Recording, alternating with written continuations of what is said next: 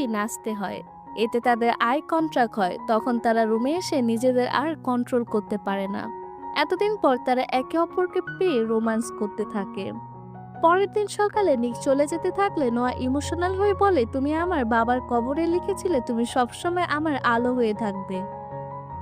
তখন নিক বলে, এই কথা বৃষ্টিতে হয়তোবা অনেক আগেই মুছে গিয়েছে, আর আমার শুধু এটাই মনে আছে তুমি মাইকের সাথে ঘুমিয়েছো।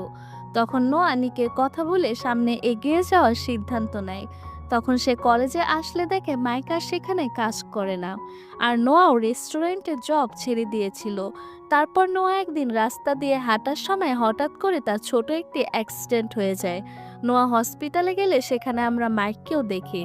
তখন আমরা দেখি মাইকের বস বলে, তোমার ইউনিভার্সিটির কিছু রিপোর্ট আমার কাছে এসেছে, তুমি যা করেছো একদমই ঠিক করনি, আর এসব কারণে তোমাকে হয়তো হসপিটাল থেকে সাসপেন্ড করা হতে পারে। তখন মাইক বলছে, এসব নিকের জন্যই হয়েছে, কারণ নিক